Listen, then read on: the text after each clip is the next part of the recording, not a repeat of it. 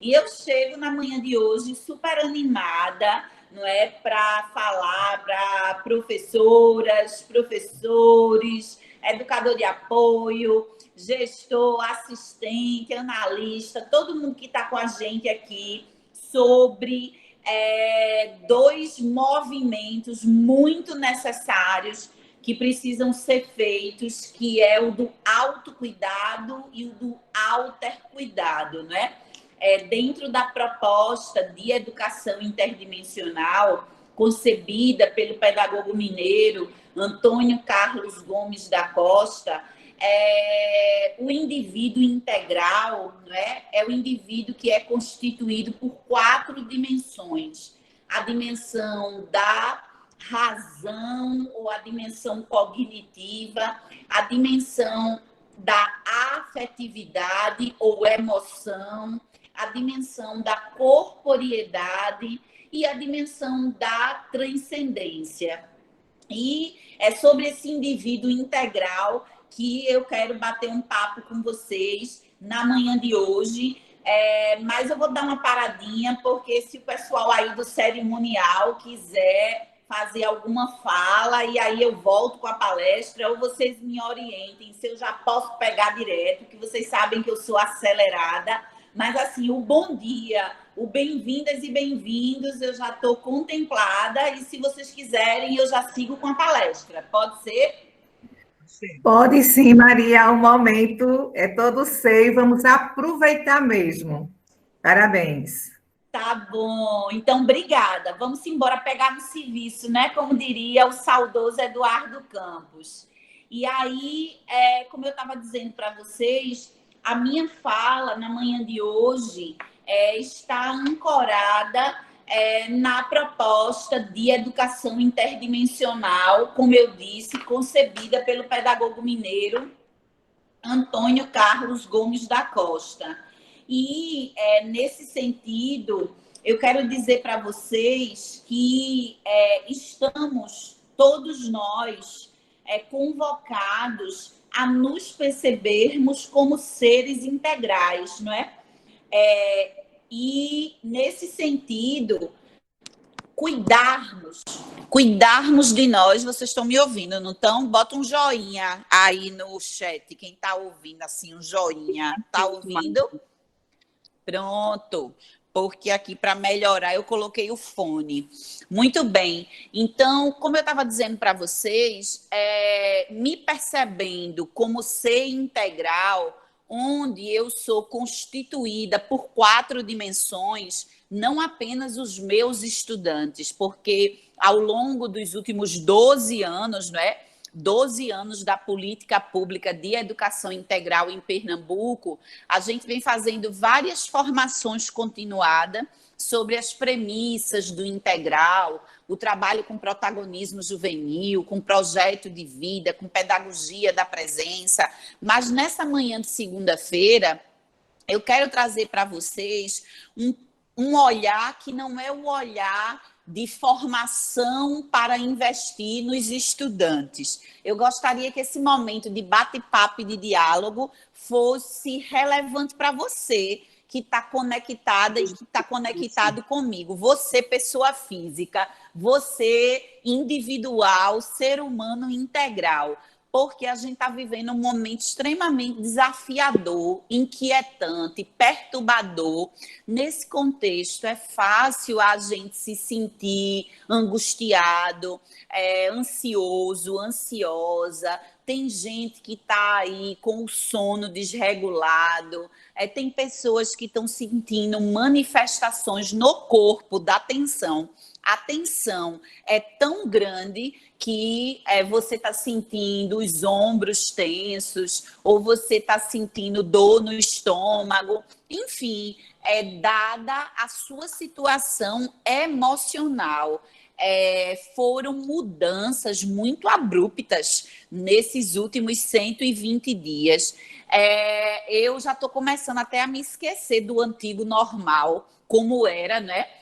De tão apropriada que eu estou desse novo normal. A história do uso das máscaras, da gente estar o tempo todo com o álcool, cuidando da distância de segurança, e sem falar em tantas outras mudanças que nós incorporamos ao nosso cotidiano. Mas eu não estou dizendo que foi fácil, não. Pelo contrário, foi sofrido, não é?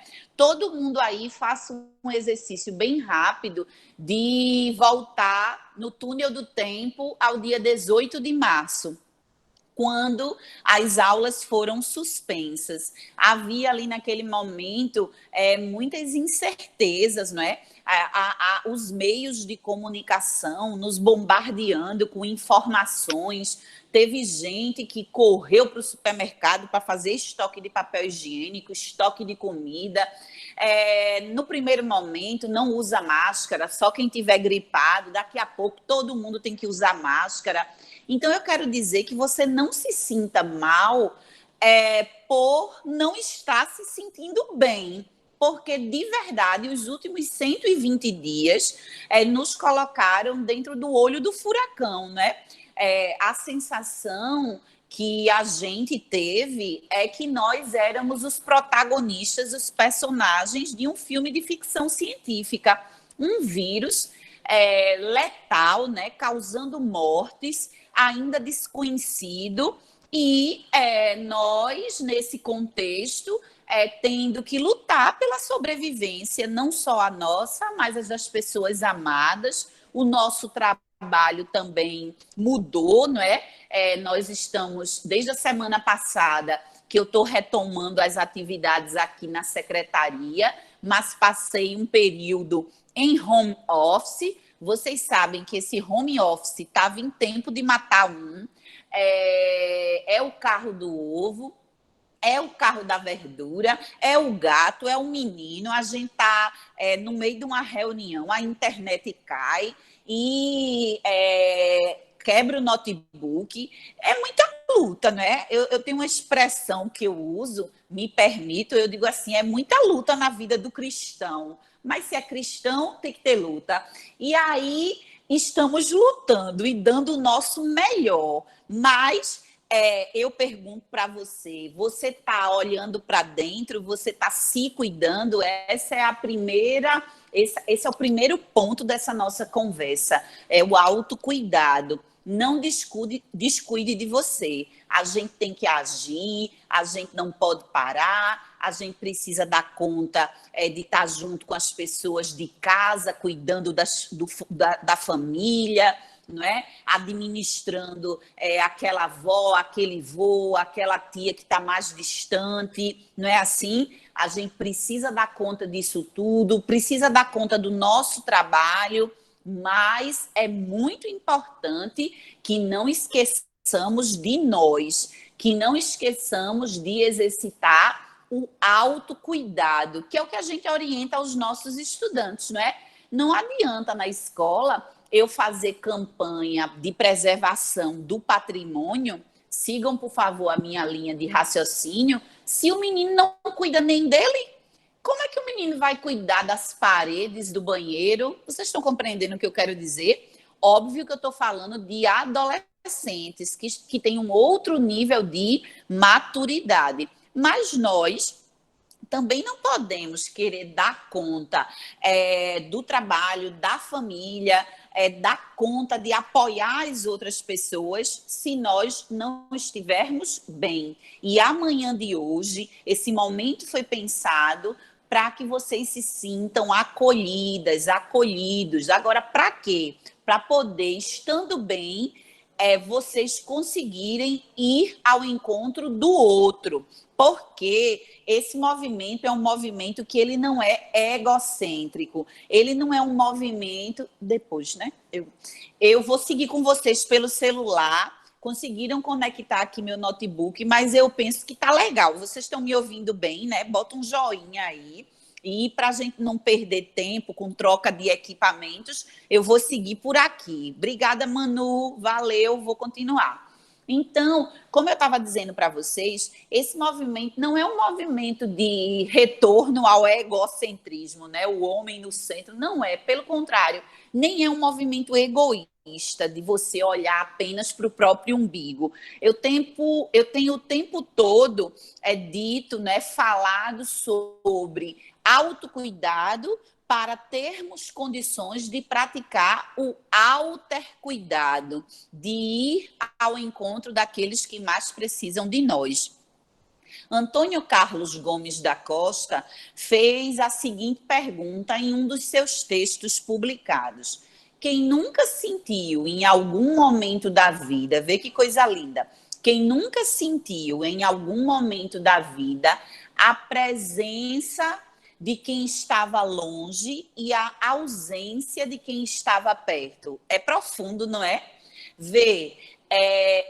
Tanto eu quanto você poderíamos transitar pelo mesmo espaço físico da sala de aula, da sala dos professores, do pátio, da sala de casa e estarmos presentes fisicamente, mas ausentes afetivamente. Já era possível. E no antigo normal, né, que a gente vivia assoviando e chupando cana, como dizem no meu interior, todo mundo acelerado, sem tempo para nada. Esse WhatsApp, em vez de facilitar, né, a vida da gente, foi mais trabalho, porque a gente trabalha agora de manhã, de tarde, de noite, e se deixar o celular de madrugada, tem um povo que manda mensagem de madrugada, e eu detesto deixar mensagem sem resposta, então isso é muito sofrido, porque eu preciso não ver a mensagem. Se eu ler,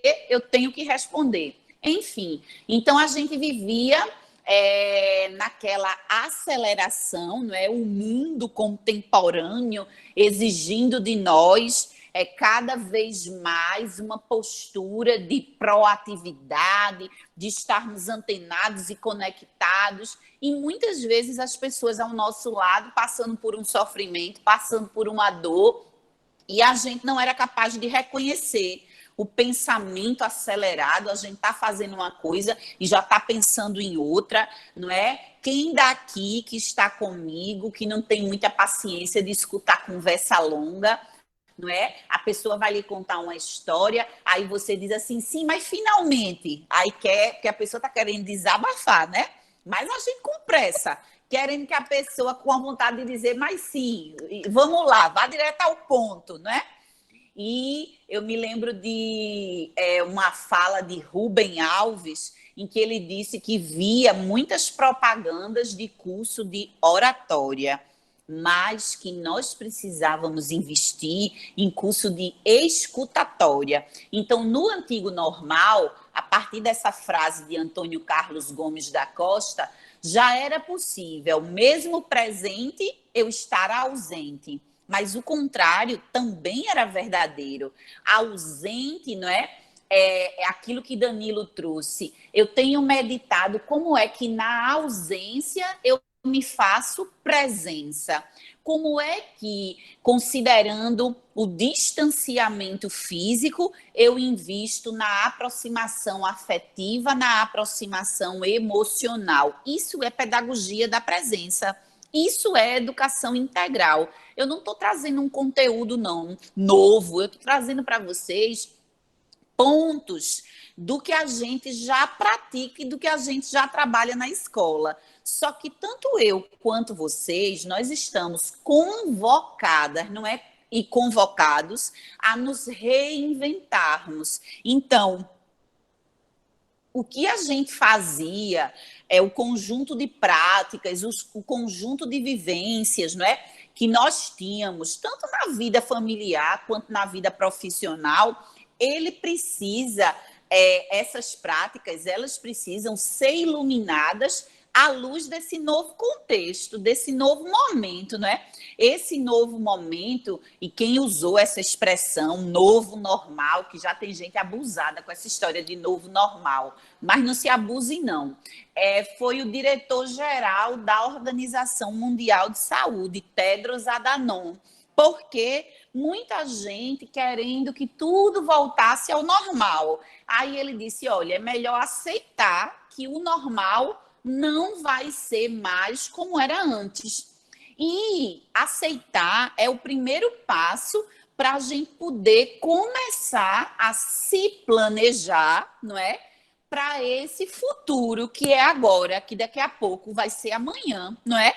E que a gente é melhor não resistir. Pelo contrário, uma habilidade que precisamos desenvolver é a da adaptabilidade, não é? Se você é resistente à mudança, não precisa dizer aqui no chat. Esse movimento agora é de autoconhecimento, de autoavaliação. Pode fazer na intimidade do seu lar. Mas você precisa meditar em que medida você está aberto ao novo. Você está aberto, não é, a mudanças. Se você é daquele ou daquela que diz assim, eu morro, mas não mudo, ou talvez tenha o atestado, não é?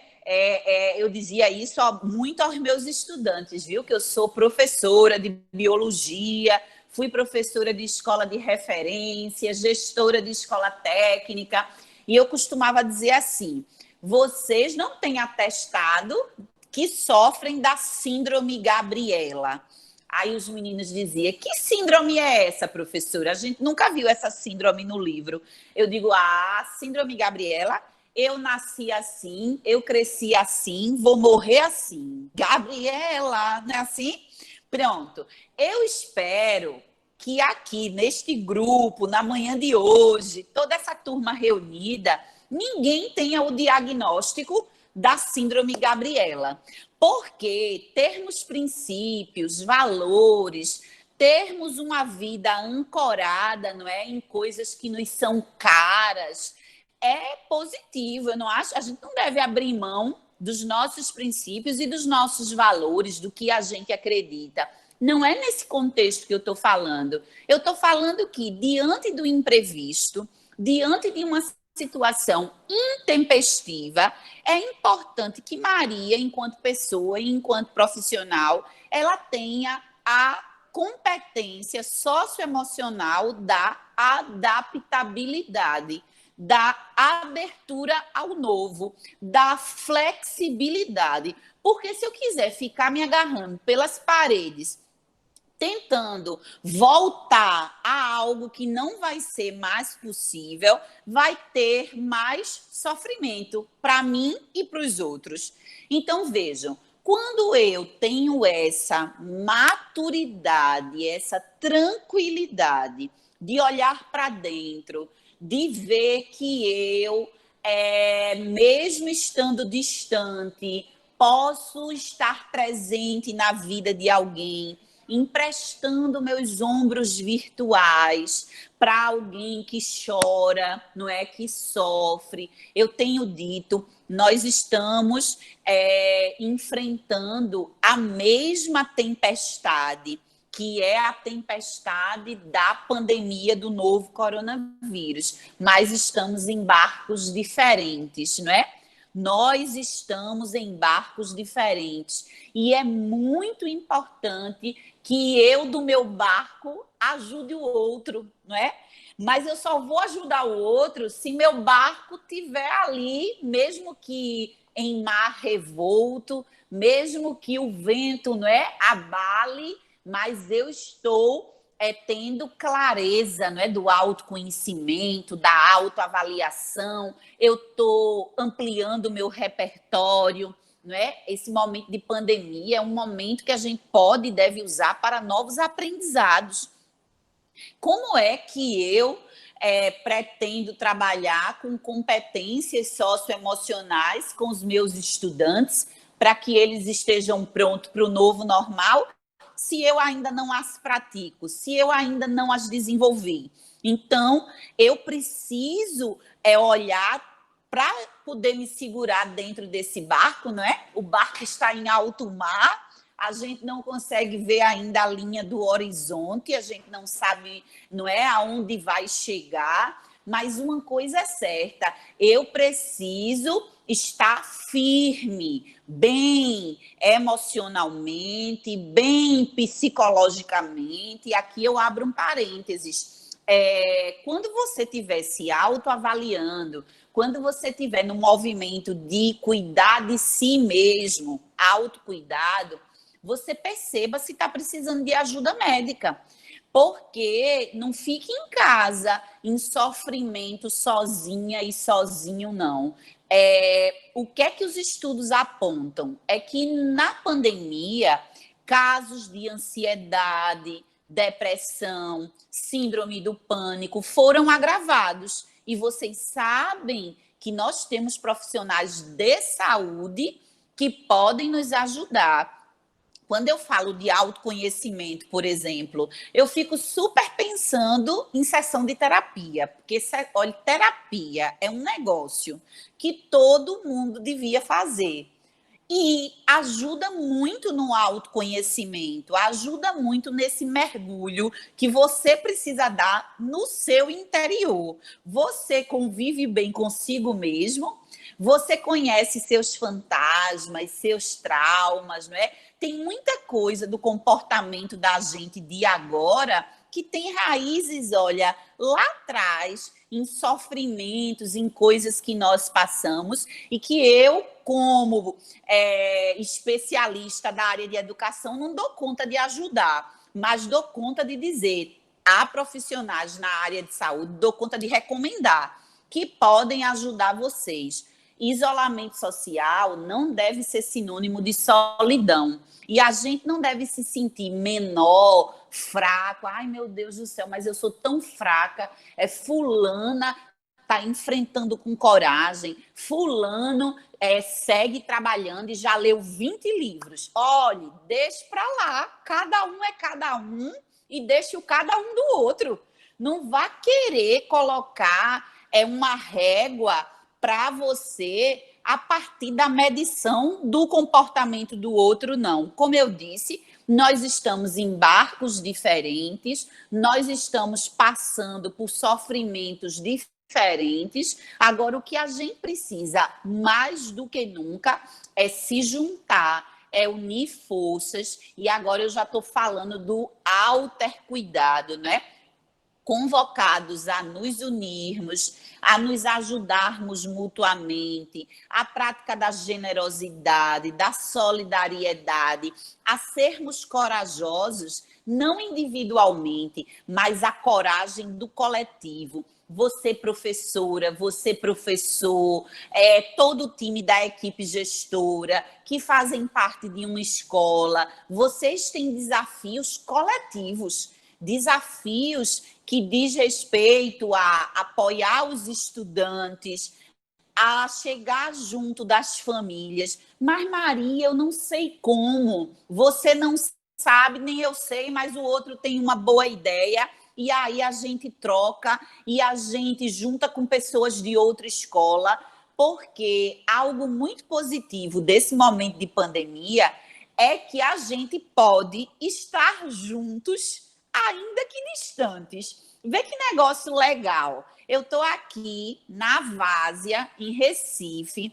A gente tem aqui escolas da Regional Mata Sul, Danilo Nagré, vocês em Palmares. Talvez tenham professores aqui que não moram em Palmares, são de outros municípios aí, Mata Sul, Litoral Sul, mas estamos todos conectados na manhã de hoje, fazendo um trabalho que é esse bate-papo sobre autocuidado. Belém de Maria, vê só quantos municípios. Primavera, quem mais está aqui com a gente hoje? A gente está na casa de Cristiane, em Tamandaré, maravilha. A gente está entrando um na casa do outro e cada um no seu lugar, não é? Barreiros, o querido Clênio está aqui com a gente. E essa tecnologia, ela está nos conectando, ela está nos aproximando. E qual é a ideia? É que essa aproximação nos fortaleça, não é? Eu, quando me percebo incompleta, inconclusa, com potencialidades, mas com fragilidades, eu amo me perceber, não é? com potencialidades. Eu sei quais são os meus pontos fortes, mas eu sei quais são os meus pontos de atenção. E por que eu gosto de perceber e diagnosticar com clareza o meu perfil? Porque eu vou ao encontro do outro para me ajudar. Então, quanto mais eu me conheço, mais eu percebo que eu preciso do outro. Quanto mais eu olho para dentro e me fortaleço, mais eu fico animada para apoiar aquelas pessoas que precisam de mim.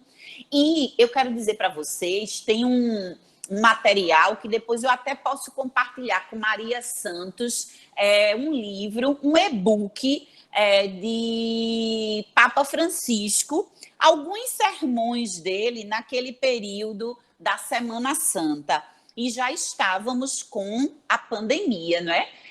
E ele disse assim, que bom seria que o coronavírus, não é? O coronavírus, eles nos encontrasse imunizados com os anticorpos da solidariedade, da caridade, do amor ao próximo. Vamos desenvolver esses anticorpos, vamos aproveitar esse momento, não é, de dor e de sofrimento para exercitarmos a resiliência. Você é uma pessoa resiliente, é algo para meditarmos juntos, não é? A resiliência é um conceito trazido da física. E lá na física, o que é um material resiliente? É um material que tem uma propriedade de retornar à forma original após ter sido submetido a uma deformação elástica. Isso é no campo da física. No campo da psicologia, o que é a resiliência? É a capacidade do indivíduo lidar com problemas, adaptar-se a mudanças, superar obstáculos, resistir à pressão de situações adversas, superar algum tipo de evento traumático. Opa, tem um monte de coisa aí que a gente está vivendo nesse contexto de pandemia, não é? E que vai nos ajudar ao exercício da resiliência, a resiliência emocional, sermos mais fortes. A gente se abate, a gente se entristece, é normal. A dor do outro deve me incomodar, porque a pior coisa agora é a gente ser contaminado pelo vírus da indiferença. O tanto de gente morrendo de fome, o tanto de gente em situação de rua, não é? A situação tá difícil. Nosso país, que é um país de dimensão continental, é um país já marcado por profundas desigualdades sociais, um país onde a gente já vinha enfrentando uma crise econômica terrível, chega uma pandemia. Então, imaginem só.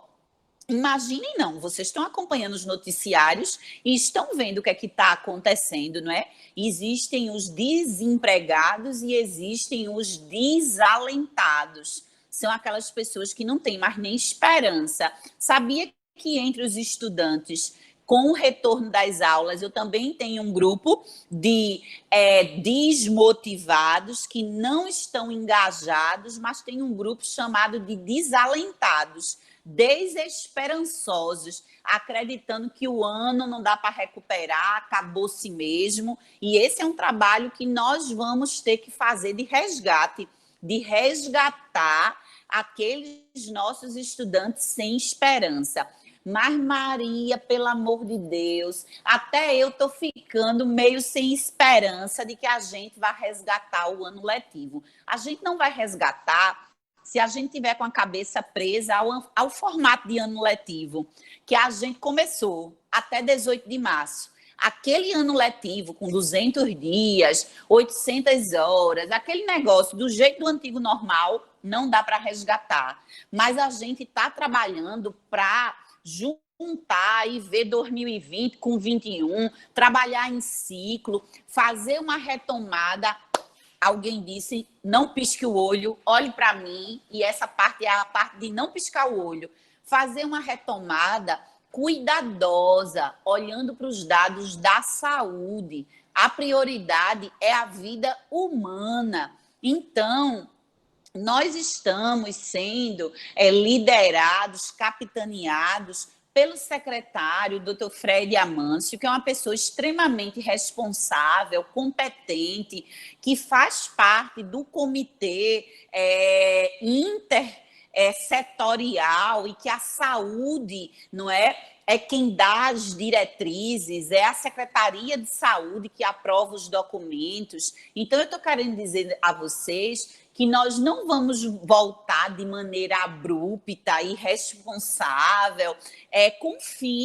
Confiem que nós estamos tomando conta e tomando as providências para fazer um retorno de maneira paulatina e autorizado pelas seguranças, pelas autoridades de saúde, não é? Então, vejam, alguém diz assim, mas e o conteúdo? Como é que a gente vai resgatar? Como é que a gente vai retomar? Eu quero dizer para vocês que pesquisas realizadas com estudantes jovens do Brasil inteiro apontam que o jovem agora, ele gostaria que escolas e que faculdades se preocupassem com as emoções, se preocupassem com as dores, com ouvi-lo, com acolhê-lo. Não adianta querer botar o pé no acelerador e resgatar e retomar de uma vez só tudo que é conteúdo. É importante, olhando para esse ser integral, nesse momento, investir na dimensão da afetividade. Eu não estou dizendo para abrir mão de uma coisa em detrimento de outra, não é isso. Eu estou dizendo que é um passo de cada vez. Então, se é um passo de cada vez, o primeiro passo, acolher as pessoas. Vamos começar nos acolhendo, equipe gestora, professoras, professores, a gente começa cuidando desse time. E aí vai dando o próximo passo, que é acolher os estudantes, manter contato com as famílias, fazer com que as pessoas também escutem palavras de otimismo, de esperança, para que as pessoas possam seguir avançando. A pior alternativa nesse momento é não fazer nada. Vou dizer de novo, a pior alternativa nesse momento é não fazer nada. Professora, professor, você está no grupo de WhatsApp, está angustiado, está angustiada, porque só 2 meninos respondem, só um entra na sala do Google Classroom. Siga, não se desanime não, porque para esse menino, para essas meninas, você está fazendo a diferença. E a gente precisa fazer buscativa e ir atrás dos outros. A gente precisa saber, e os nossos jovens protagonistas podem nos ajudar, né? Os nossos protagonistas podem nos ajudar nessa busca ativa dos colegas. Onde é que está fulano? Olha, vamos embora, tem conteúdo, tem assunto, mas tem uma live para falar de projeto de vida. Tem um semear remoto que vai ter, traz os meninos. A gente precisa pensar estratégias de falar de conteúdos, e eu aqui não estou falando de língua portuguesa, biologia, geografia, de conteúdos que nesse momento toque o coração dos meninos, que os meninos digam, olha, a escola está preocupada comigo e não está preocupada apenas com a dimensão cognitiva, mas com a dimensão da afetividade, a dimensão da corporeidade, a dimensão da transcendência.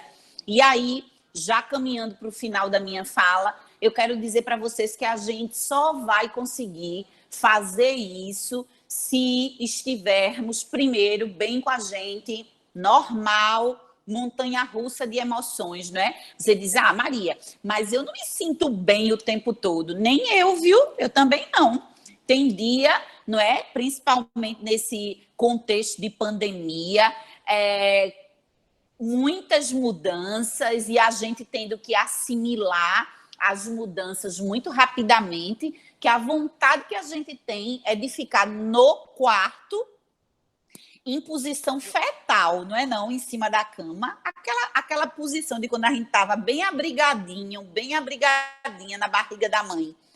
Que é aquela vontade de, ai, meu Deus do céu, eu quero ficar aqui quietinho, porque hoje eu estou para baixo, hoje eu estou desanimada. Agora você precisa reagir, não é? Não pode ser para baixo o tempo todo. Deixa eu lhe dizer uma coisa, os maus pensamentos são como pássaros. Eles podem até passar pela sua cabeça, mas eles não devem fazer ninho, tá certo? Então, ter um dia triste, aí tem um dia animado, procura ajuda no outro. É normal, a gente é humano, né? Então, é normal que a gente varie de humor, não é? De sentimentos, que a gente tenha emoções diferentes. Principalmente, volto a dizer, num contexto de uma pandemia, que no Brasil já são quase 80 mil mortos, pelo amor de Deus. Se a gente não tiver impactado e mexido com isso, o que mais mexerá conosco? Considerando que a gente fica olhando para os nossos estudantes e fica pensando neles, o quanto eles estão sofrendo, e a gente tem um monte de coisa para se preocupar. É normal se sentir sufocado, se sentir pressionado, é normal não se sentir bem. Agora, a gente precisa gerir as nossas emoções, a gente precisa cuidar da nossa saúde física, não é? Voltar na medida do possível às atividades que você fazia de caminhada, corrida, na medida do possível, obedecendo lá o que está posto pelas autoridades sanitárias, as autoridades de saúde. Cuidado, tem gente que está aqui, não precisa dizer no chat que está igual menino novo, comendo de hora em hora. Como a gente já passou dos 18 anos, o metabolismo da gente já não dá conta disso. Se você está comendo de hora em hora, provavelmente você já engordou. Então, cuide-se, porque cuidar da saúde física tem impacto na saúde emocional, na saúde mental. Cuide do seu sono, cuide de exercitar a dimensão da transcendência, não é? Essa dimensão da espiritualidade. E isso não tem a ver com religião. E pode ter, se você professa uma fé, se você está ligado a uma comunidade, vá viver a prática da vida comunitária. Não se isole, não fique trancada, nem trancado. Estabeleça vínculos e laços, ainda que virtualmente. E aí, a proposta é que a gente, assim como as ostras, que história é essa, Maria, de ostras? Assim como as ostras, que quando estão incomodadas, que quando estão passando por dor e sofrimento, não é? Produzem pérolas. E aí eu deixo para vocês a dica do livro de Rubem Alves, Ostra Feliz não faz pérola. Rubem Alves, Ostra Feliz não faz pérola.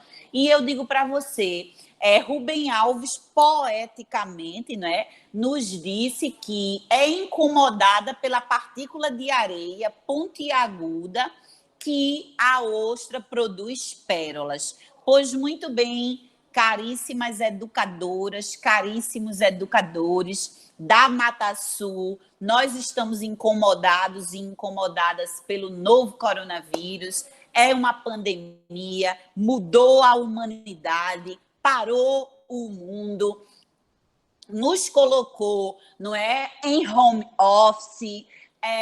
Estamos dentro de um acelerador de mudanças, coisas que talvez só iriam acontecer daqui a uma década, aconteceram em 4 meses. E aí eu estou falando de telemedicina, eu estou falando de avanços na área de saúde, haja vista que nunca na história se produziu uma vacina com tanta celeridade como a que está sendo produzida agora. Tem muita coisa acontecendo na área de educação. A gente está falando sobre ensino híbrido, A gente está falando sobre como usar as plataformas para se manter conectado com os nossos estudantes. Então, isso tudo, de algum modo, me incomoda, em alguma medida, pode estar causando sofrimento a mim e a você. Que tal envolvermos essa dor com uma pérola preciosa, a pérola da empatia, a pérola da paciência, a pérola da flexibilidade, a pérola da coragem, a pérola da resiliência. Então, vamos aproveitar esse momento para evoluirmos enquanto pessoas e nos desenvolvermos enquanto profissionais. Tenha um propósito. Você já tinha um propósito antes de entrar na quarentena? Ótimo, revisite o seu propósito de vida pessoal, é um propósito que você tem para viver junto com sua família, é um propósito profissional. E eu vou falar de um propósito que nós, da Rede Estadual de Ensino de Pernambuco, temos, que é o propósito de continuar promovendo, né, continuar implementando políticas públicas que promovam a educação pública de qualidade social. A gente quer seguir impactando positivamente a vida dos nossos estudantes, mesmo que à distância, mesmo que de maneira remota. Então, juntos, a gente vai se reinventar, a gente vai ressignificar a forma de planejar, a forma de ensinar. Os meninos vão ter que também ressignificar a forma de aprender. A gente vai ter que mudar o foco da avaliação e investir mais nas competências socioemocionais, mas você não está sozinha, você não está sozinho. Vamos fazer isso juntos, não é? De maneira colaborativa. Eu quero terminar dizendo para vocês que tenham esperança, tenham fé, e a esperança e a fé devem ancorar, devem ser esse pilar, não é? Que nos sustenta a seguirmos adiante. O foco agora, eu repito, é cuidar das pessoas. Vamos encarar esse momento como uma oportunidade para tanto eu quanto você evoluirmos nossa relação com o meio ambiente, nossa relação de consumo, nossas relações com as pessoas. Vamos aproveitar essa oportunidade que talvez, não é? Muito provavelmente, na nossa geração, a gente fique aí para a história, como a gente vê as pessoas olhando, no século passado, a gripe espanhola. Quantos aprendizados aquelas pessoas, não é, daquele período tiveram?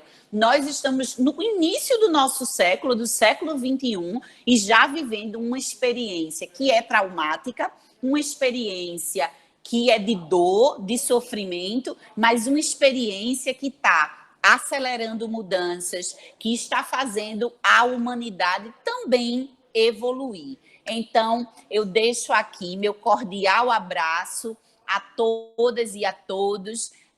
Eu espero que vocês, com essas palavras, que vocês se sintam animadas e animados a prosseguir em meio à tempestade. Eu não estou aqui para colocar panos quentes, não é. A gente tendo clareza da realidade, a gente se prepara para enfrentá-la. O desafio é pequeno?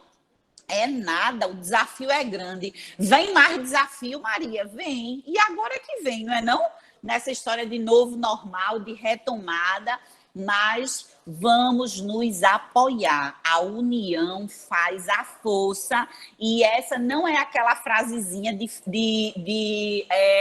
caminhão, não é. É para a gente praticar. somos diferentes, temos os nossos pontos de vista. Que maravilha, não é? Leonardo Boff disse que todo ponto de vista é a vista de um ponto. Mas sejamos respeitosos uns com os outros, respeita o ponto de vista do outro, e se tem boa vontade e se tem propósito, vai dar certo. Um abraço grande para vocês, viu? Gratidão, obrigada pelas mensagens no chat, e que Deus abençoe cada uma e cada um de modo particular. Ele é que sabe, não é, qual é, onde deve tocar, onde deve abençoar, e é isso que eu desejo para você, uma bênção personalizada, viu?